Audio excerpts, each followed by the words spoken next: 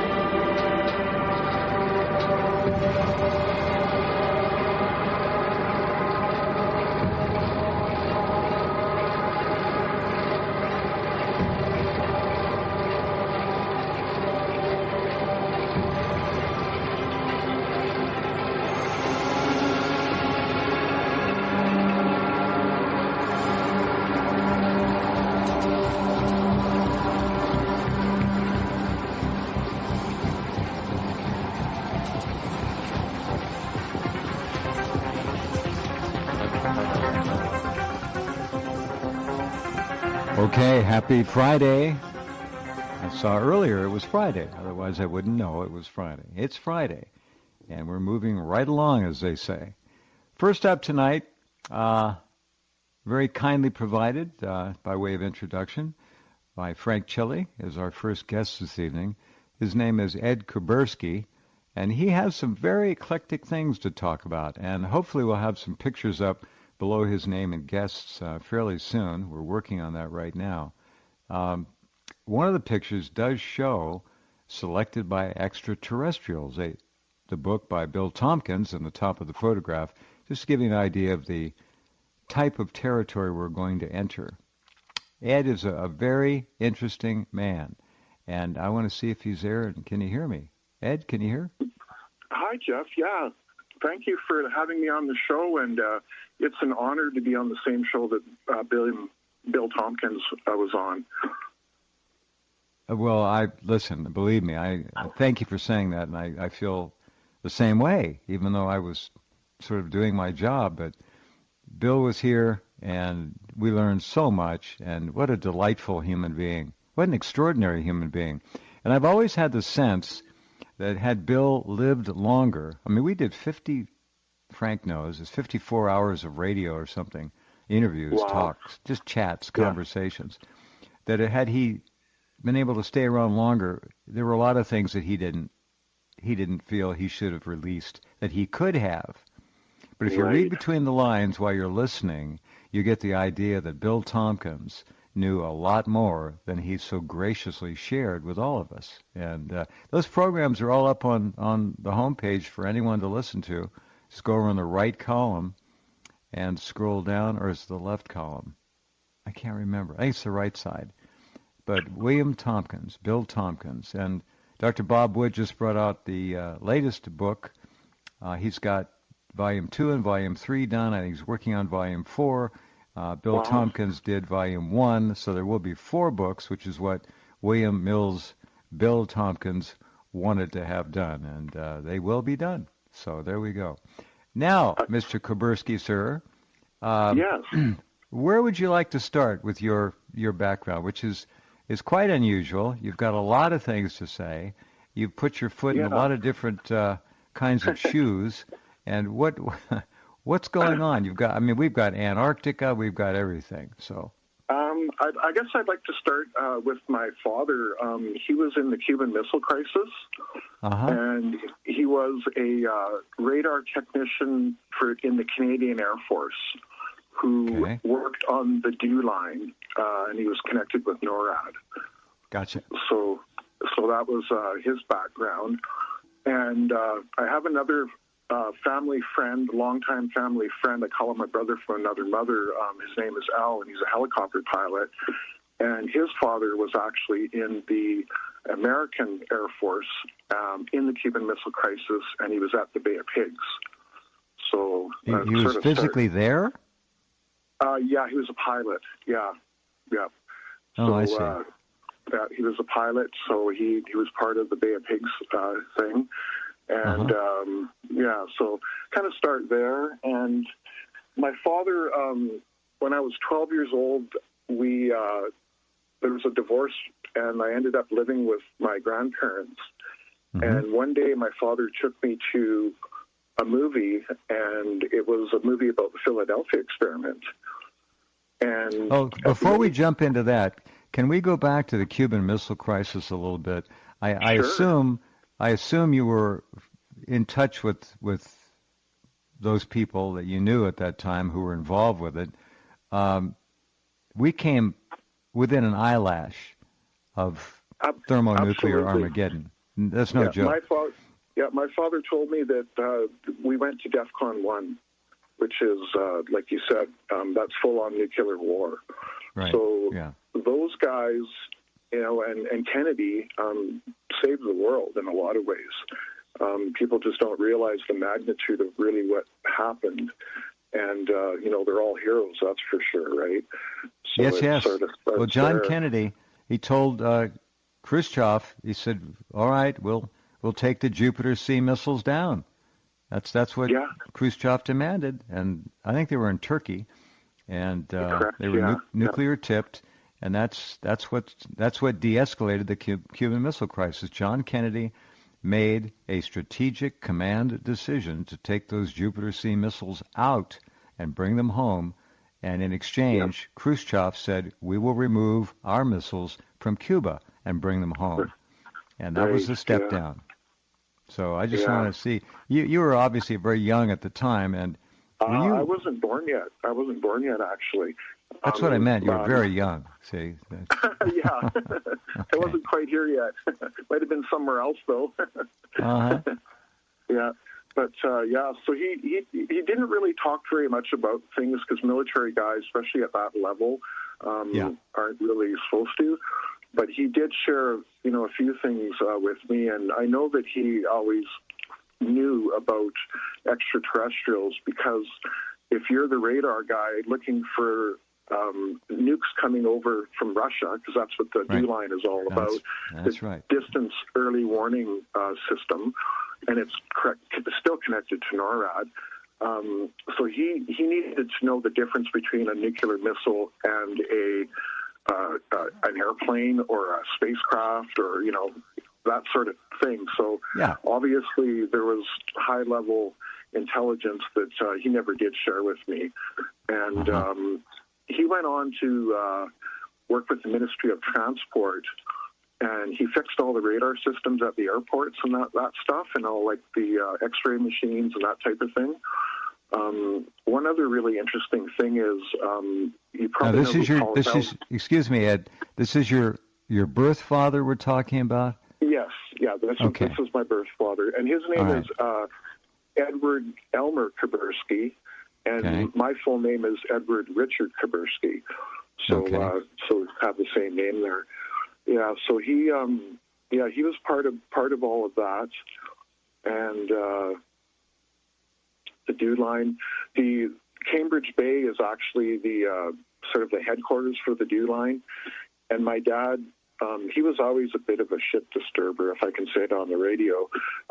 He what happened was all of the people in the military, they have to do something called northern duty, which means your family has to get moved up north and you have to work up there for a while. So we got moved to Whitehorse in the Yukon, and because he was stirring stuff up, they threatened to send our family to Cambridge Bay. And Cambridge Bay is the end of the world, or the last piece of good land in Canada, headed towards Russia. It's very, very isolated. In fact, my helicopter friend, Al, he sent me some pictures from Cambridge Bay because he spent some time there with the helicopters and that because he flew all over the Arctic. All right. So, okay. Yeah. So. Okay. Well, thanks for that. Now, just one last question. As you look at the world today, and you have a good working knowledge of what the ingredients were in the Cuban Missile Crisis, do you not see an inexorable pattern toward nuclear confrontation now being played out on the world stage? Absolutely. In fact, I think in 2018 they tried to send a missile at Hawaii. Dr. Salek talked about it, and in fact it was a real one that Space Force shot down. So Space Force has already stopped World War III once already. And absolutely, the current world political scene is definitely trying to sort of send us in that direction. But I think underlying things, it's not actually that way in the world. There's a lot of things that people don't really understand and know about what's happening with all of the I'll call them the White Hats or the Earth Alliance, the people that are trying to make changes, essentially, right? Yeah, so. I don't know about this White Hat thing. I understand the use of the terminology. I understand who they're supposed to be. It's just, I guess, for the sake of conversation, we'll call them the good guys. Yeah, leave it at that's that. actually, yes, absolutely. That's a great way to put it, for sure, right? Yeah, definitely. So when I was 12, my father took me to the Philadelphia Experiment movie, and he told me after that everything was real. And that's where it really started for me with all of this stuff. And very recently, I actually had contact with Peter Moon, who is the Montauk Project author, along with what's his name? He's passed away now. But we talked about the Philadelphia Experiment movie that I saw, and he told me that there was actually a real one. And I think I probably saw parts of the real one, actually. So that's kind of an interesting What fact. is it? Now, what does that mean? You say you think you saw parts of the real one. Well, he told me that there was real footage of the Philadelphia Experiment, and the movie. And then thinking back, I was 12, so it was a long time ago. But thinking back, I remember seeing, movies of naval ships, and I mean, back in those days there was no CGI or anything, so there's no way they could have, done anything to doctor that. So it was based on the book, the Philadelphia Experiment book, but I think there were sections in the movie that were actually real. And, okay. So you think that somehow the producers got real footage from the Pentagon or whomever, or the U.S. Department of Navy, and actually put it in that film. Oh, that's interesting. And, I saw the film. I don't remember much about it, but. And that's what Peter Moon actually was sort of telling me about, right? So, there's that. Who was the other guy that you couldn't think of the name? See if you can think of it, the Montauk person. Oh, actually, I have the book right here. Preston Nichols. I had Preston Nichols on the program 2-3 times, and great conversations about that. I got to know quite a bit about it. I think I even talked to him off air, if I remember now. But Preston Nichols, sorry to hear he's gone, but he made some major contributions. Well, he pushed that book. He did it. Absolutely. Yep, absolutely. And for anybody out there, I highly recommend reading all of the Montauk. The first one is called the Montauk Project, and then how many were there? I forget. I think there might be 3 or 4, I think, in the series. And to be honest with you, I haven't read the other ones. But I plan on it. It's a fascinating story, and it's one of those stories where even if only 25% of it's true, it's a hell of a story. I can't attest to it, but it is a fascinating. The place exists. The data is certainly confirmative that something went on there. Very advanced. Go ahead.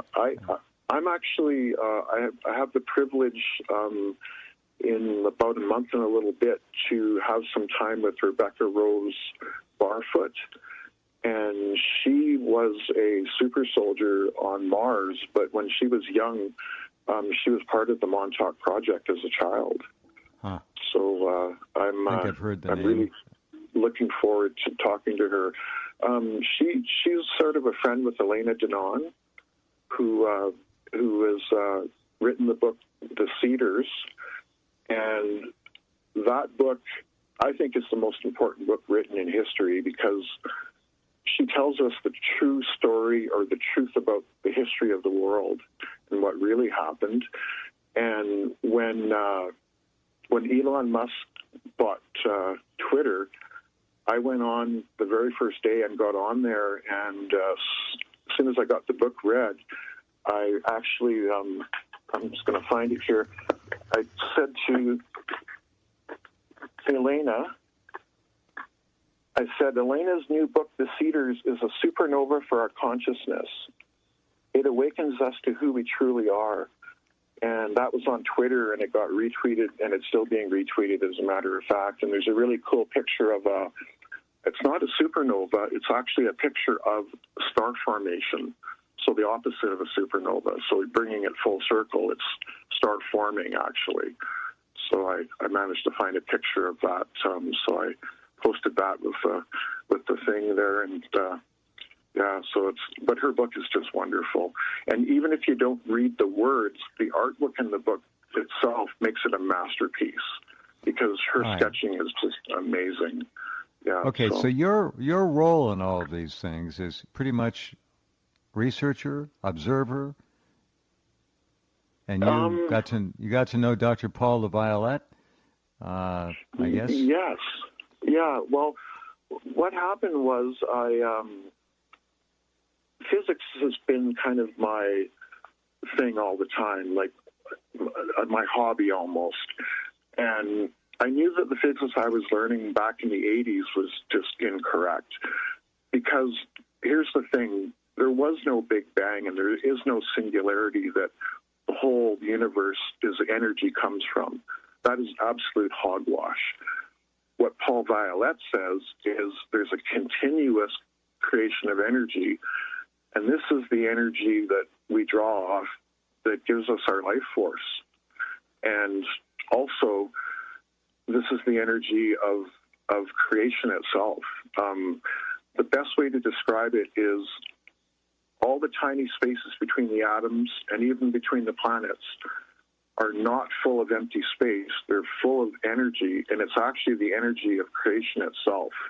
Sure. And we can draw off that energy at any time we want to produce free energy or anti-gravity effects or, that type of thing. It's just a whole new way. It's quite a big secret. If in fact it is, as stated, it's one of the biggest secrets of all. Now, if you look under guests, under Ed's name, you'll see a link, images, and you can scroll down those images and you'll find there's one section about the book that you heard him mention, The Cedars, Seeders, The Cedars. The Cedars is a must-read book that is full of shock and awe moments that awaken the reader to the true extent of our suppressed history. Okay, got it. Yes, excellent book. So what happened was I took mechanical engineering technology, and in 1986 I graduated with an honors diploma. And because my father was in the military and he was in the Air Force, I went to the military and I approached them, and I wanted to get another degree. That was the thing. So they found me a program where I could get paid to go to school and get another degree and then do some service. So I went into the military in '87. The summer of '87, and in the Navy, in the Canadian Navy, because I wanted the Air Force, but they told me that there was no Air Force programs. I wanted to work on planes and helicopters and whatnot. And they said, no, all we have is a special Navy program, and this program will provide education and then after service after that. So I went in, and I had the shortest. It was the shortest career in the Navy ever. It was less than a month. It was a couple days shy of a month. I didn't even make it past basic training, actually. So it was a very strange moment because I was a poor student at the time, and this was a fantastic program. In '87, it paid me about $50,000 a year to go to school and have all the school paid for and everything paid for 3 years. And then after that, because of the 2 degrees, it was about $100,000 a year after that. So it was a pretty major thing to walk away from. And I was in military law class about 2 weeks before graduation or before the end of basic training. And the instructor, he said, if there's anybody here that doesn't want to be here, now's the time. And it was almost like I was programmed. I just stood up and said, okay. And even to this day, I still don't really know what happened with all of that. And the reason why I'm spending some time with Rebecca Rose Barfoot is she's going to do some Akashic records and try and make some connections and, see if there's anything else that happened during that time. Because it's still kind of a mystery to me, as a matter of fact. All right. Okay. Anything else about the Philadelphia experiment beside the fact that you think some of the footage in that movie was actually real? A lot of people listening, by the way, Ed, do not know what the Philadelphia experiment was. They don't even know what the Akashic records are, for that matter. But that's okay. This is all about learning, so it's fun. Yeah, for sure. So tell them what the Philadelphia experiment was supposed to be. Okay, the Philadelphia experiment was almost like a stealth thing that they have now, like for the stealth fighter. They were trying to make it invisible from radar. And it actually started with Nikola Tesla's, everything starts with Nikola Tesla. And in fact, he was actually on the project. Most people don't know that. And Einstein actually was, he was working with Tesla and learning from Tesla.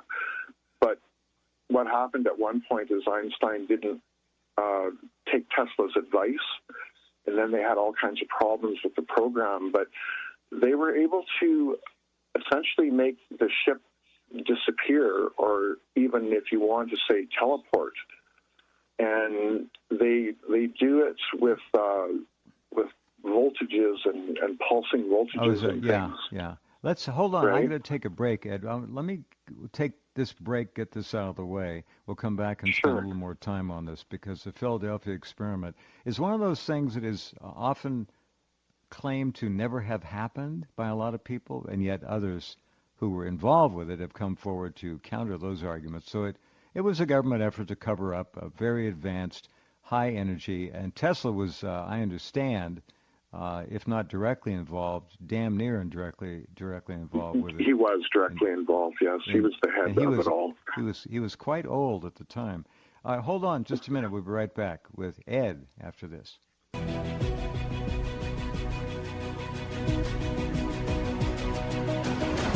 Okay, and we are back. The Philadelphia experiment. This is it yielded a major Hollywood motion picture at one point. It allegedly took place in, 1940, 43, I think, something like that? Yes, I think it was 43. 43? Yeah. Here, let me pull this up here. Okay, here. The Philadelphia experiment was an alleged event claimed to have been witnessed by an ex-merchant mariner named Carl M. Allen at the United States Navy's Philadelphia Naval Shipyard in Philly, PA, sometime around October 28, 1943.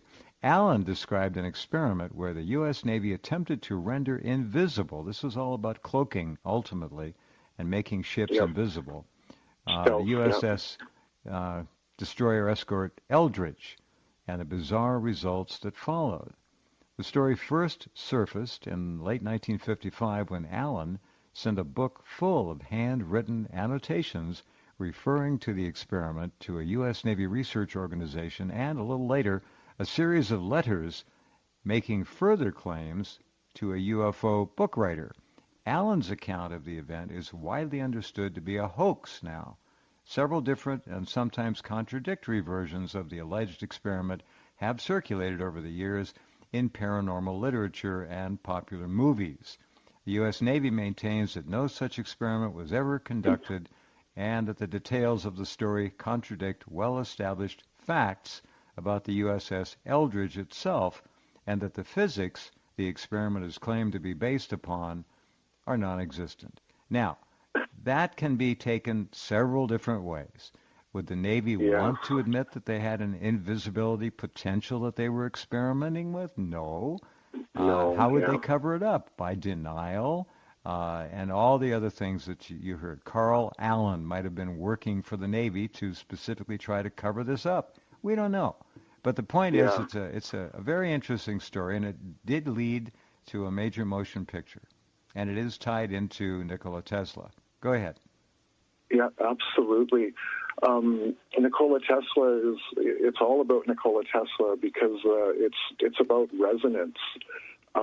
Tesla's thing was resonance and harmonics and ether physics. So this leads me into going back to Paul Laviolette, and he's got something called subquantum kinetics that essentially what it means is Paul was a quantum physicist who said, what makes up the quantum? Let's figure out what's inside. So that's why it's subquantum. And the kinetics part just means that it's moving because at the end of the day, it's actually all just sound. It's actually just a wave that pulsates, and there's a frequency there. Yeah, it's a big waveform. Right. Gotcha. Yeah, it's all about waves. And ether physics and subquantum kinetics are essentially the same thing. See, Paul is not just a quantum physicist, or was a quantum physicist. He was also an astrophysicist. So he looked at the very, very small, and he looked at the very, very large, right? And what it is the universe is fractal. And what that means is there are patterns that can be seen in the very small. Those same patterns should be seen in the very large, and indeed are. Now, Paul's theory of subquantum kinetics essentially predicts all of these things happening. It's a very, very simple thing where there's only 7 variables and 5 differential equations that actually, those equations and the theory, they essentially tell us everything about the universe, from the big to the small. And there were 14 predictions that were made by Paul with subquantum kinetics. And over the years, every single one of them was proven. So subquantum kinetics. Yeah, I knew Paul Laviolette. I knew Paul. Wow. He was a guest on the pro. Yeah, he was over the phone and on the air. He was a guest on the program numerous times over a number of years. And he was obviously a very gifted, brilliant man. Yes, he was. See, when you get into terms though, like I'm not saying they don't exist. Subkinetic quantum. Subquantum kinetics. No, I got you. I'm just playing with the words in my head here. Oh, okay. Quantum, one thing. Subkinetic, another. Tie them together. Subquantum kinetics. Quantum physics. That's the buzzword. People throw it around all the time. You ask them to define that, and most people can't. But Paul was different. I mean, Paul understood. He was a brilliant man, no question. He was.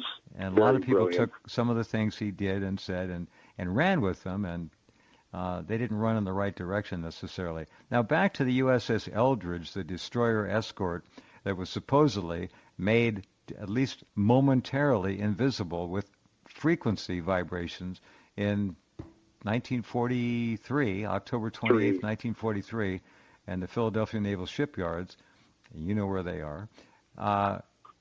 Tesla was allegedly consulting with this program.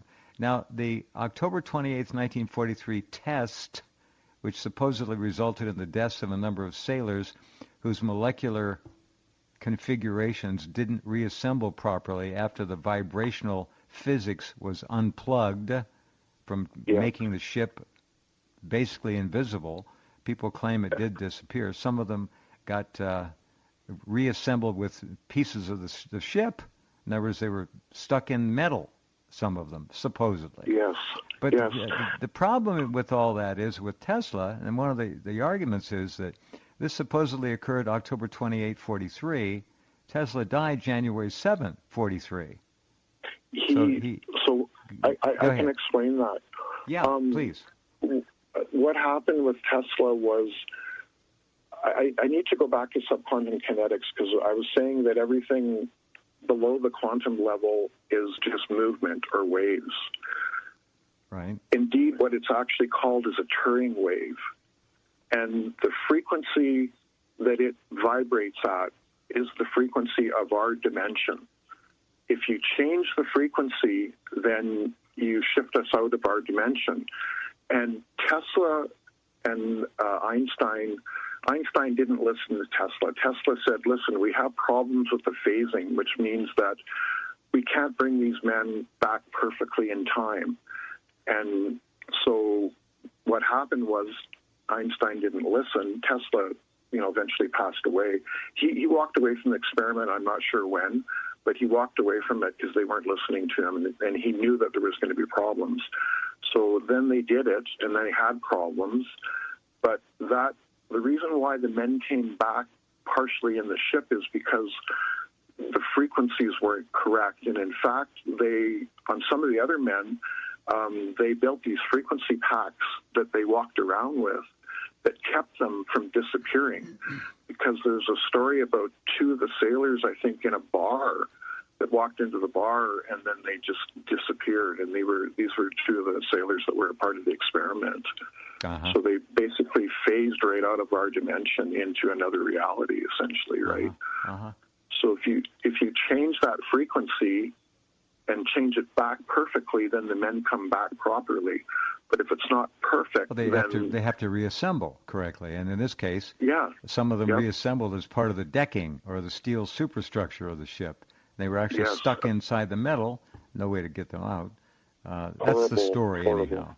Well, if it happened like that, that is horrible. And I wouldn't be terribly surprised if something like this certainly was tried. I don't know if it was successful. I don't know. I just don't know after all these years. I do know a lot about it, and I understand the theory. But Tesla was dead when the actual experiment allegedly occurred. I have another insight for you. Nikola Tesla, he did an experiment one day with luckily his assistant was there, where he punched through the fabric of our dimension by going to about 3.5 million volts. And at that point, he found himself out of time. So he was because there's a zero time, or there's a out of time element to all of this, where there's no time. And luckily his assistant grabbed the switch and shut the experiment down. And Tesla himself said that I almost got killed that day. So that is an indication of how they did it. When you go to a certain voltage level and frequency, then you're able to make some pretty fantastic things happen. And it all has to do with the physics, and it's about ether physics. Tesla was ether physics. That was his thing. So what happened was he came from, over Serbia, what's called Serbia now, and came to Niagara Falls and built the hydroelectric dam and started our modern world. And then World War I came along, and he had all these fantastic things like directed energy weapons and things like that. And he remote talked to the control. US military. He was the first RC guy too. Remote control remote vehicles, control. Little motorboats he did. Yeah. Yeah, and he went to the U.S. government and said, let's use this stuff, and they laughed at him. They said, what is this? So he actually went home, and when he went home, he brought all of that technology back to Russia and that area of the country. And as it turns out, you mean back to Serbia? Yeah, back to that area, right? And then here's the thing about Eastern Europe, yeah. And here's the thing about science in Russia. They share everything. It's not hidden like it is in the U.S. So ether physics has always been a part of Russia and their physics. So I have a dear friend, her name is Carmen Miller, and her father, his name was Bill Mueller, and Bill Mueller actually was in the Hitler Youth. He witnessed the anti-gravity craft in Germany. Well, they were supposedly in Czechoslovakia for a lot of the work, but yeah, okay. So he got to see some of them. Remember, there were two programs in Germany, right? Yeah. So he was in Hitler Youth, right? So I don't know what he saw, but I personally knew Bill, and in the 80s, Bill, he was a brilliant inventor, and he invented a free energy machine that's with magnets, and it's called the Mueller Dyno. You guys can look it up on the internet. It's world famous. And what happened was there was another gentleman in Vancouver, and his name was John Hutchinson. And John Hutchinson, he was able to float. Oh, wow, there you go. Well, you know what? Carmen knows John as well, actually. John I knew John back in the day when he was on the program. Is he still alive? I don't even know. He is. Carmen shared it with me this summer that she's got contact with him still. Yeah. So please extend my best to him if she has any connection with him that you can do that, because he had some excellent conversations. I was talking to Frank Chili, and we might want to bring Carmen on with me because my story cannot be told without her. Because her dad, in the early 80s, when I went to high school with Carmen in Penticton, British Columbia, Canada, and her father, even at that point, was just a brilliant inventor. And I knew him personally. I used to go over there and visit, with the family and stuff. And he had some incredible insights. And Carmen, that Carmen actually has, it was built by Nikola Tesla in 1887 and sent to Cornell University. And it is the prototype for the AC induction motor. She actually has that. She managed to get it, and she's actually dealing with the Nikola Tesla Museum in Serbia to authenticate it. But she's also been talking about, when I visited her this summer, she talked about actually starting a Tesla museum in Canada. That's kind of her dream. So I just wanted to sort of put that out there. But her father, when on my 50th birthday party, when we went back to Penticton, I asked Carmen, I said, when was the last time you started your dad's machine? And she said it was about a decade ago. So the next night we went over to her house and we fired up the machine and let it run. And there is an article that was written by Jean Manning. She was the author of Angels Don't Play This Harp. And the article is in Okanagan Life. And I think she was a co-author with Nick Begich. Nick Begich and Jean Manning wrote the book. Yeah, Angels Don't Play This Harp, right? Yeah. So Jean moved to Kelowna, BC, and she wrote this wonderful article on Carmen and her dad. And I think Frank Chili might have that, and maybe that's something that we can put up so people can see next time or something like that. Because it's all about free energy, and they were on that right from the 80s on. So I've always known about it. I've known about anti-gravity. I've known about free energy the whole time. We're bringing up some names from decades ago. John Hutchison, very funny guy, a good sense of humor, a real inventor, off the wall kind of an inventor, free thinker, did a lot of different things. He's been on countless TV and other programs over the years, but he hasn't been around lately. He's been, I guess, laying low and enjoying life. But he was right in the middle of things for a while. Yeah. On the internet, you'll find a really, really old video, like from the 80s, where he's got a 12-pound cannonball that's levitating. He levitated it, I know. Yeah. Yeah, and he levitated all kinds of other things as well, too, right? Yeah. He was getting into areas that he wasn't supposed to be getting into, and they didn't make things easy on him for a while. It's his name is, if you want to look it up, it's Hutchison, not Hutchinson. Hutch, I-S-O-N, not I-N-S-O-N. Hutchison. And, Hutchinson. No, Hutchison. Yeah, John, anyway. I'm sorry, I don't pronounce things very well. It's okay. No big deal. Yeah. So she's an integral part of the story, and what happened was April 1st of 2021, I contacted Dr. Sala with Exopolitics, and a few days before that, I had contacted Elena Denon, and I'll just read you part of what I wrote.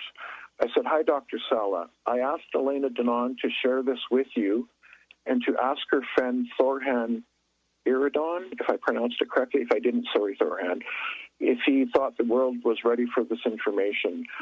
And what it was 80 pages of handwritten notes from Paul Laviolette on Tesla, anti-gravity, and free energy. Mm-hmm. So that has been circulating for about a year and a half now, I think. And I think Frank Chili's got some copies of that as well, too. So I did that. So, and then what happened on October 30th of 2021, it was an absolutely magical day because David Wilcock told me on a Zoom call that he had bought Stevati Aerospace to produce hover cars using anti-gravity technology from the Pius patents. And I was like, wow. So the very next day, on his forum, I posted the theory of anti-gravity, according to Paul Laviolette, because I said, I know this theory. And oddly enough, it ended up number 51 on his forum, which is a little bit strange. So that happened. But that same day... As in Area 51. Mm-hmm. As in Area 51. And that same day, Frank Chili had his MUFON where he talked about where the Rockwell space chart and everything went. It was that exactly the same day. And the other thing that happened that exact same day was Elena's second book, not The Cedars, but her book called We Will Never Let You Down. It was printed that same day, October 30th of 2021. So that was like the most fantastic day of sort of release of information sort of thing. It was a magical day. Oh, very good. All right. Well, that brings us just about to the end of this edition. Anything you want to add real quick that we didn't get a chance to talk about? We've got about a minute. Yeah. What happened after I posted that was Carmen read it, and there was one sentence in there that I said, the key to this is a gravity gradient. And when she read that, she actually got a hold of me, and she asked me to edit a book called New Aerospace Technologies that was written by Alexander Frolov, the former owner of the Faraday Lab in St. Petersburg, Russia. Mm-hmm. And this book is all about ether physics. Mm-hmm. And I read through it, and it definitely goes with subquantum kinetics. These two theories are one and the same, essentially. It's just that Paul took it one more level to the subquantum level to finish it. And as a matter of fact, I don't know if you know this, but I nicknamed Paul Laviolette Tesla 2.0 for that very reason, because he finished Nikola Tesla's work. Well, Paul was a very remarkable man. I do know that. So thank you, Ed, for bringing this information. It's a nice little survey, kind of a blast from the past, which continues onward. Very good. All right. You thank Frank for me and take care of yourself. And we will wish you the best as always. Keep at it. I will. And thank you very much for having me on. It was great. It was a great honor, like I said before. Thank you. Thank you, Ed. Thanks very much. All right. You take care. Be well. Yep. You too. Okay. We will be right back with hour 2 and lots ahead. Hang on.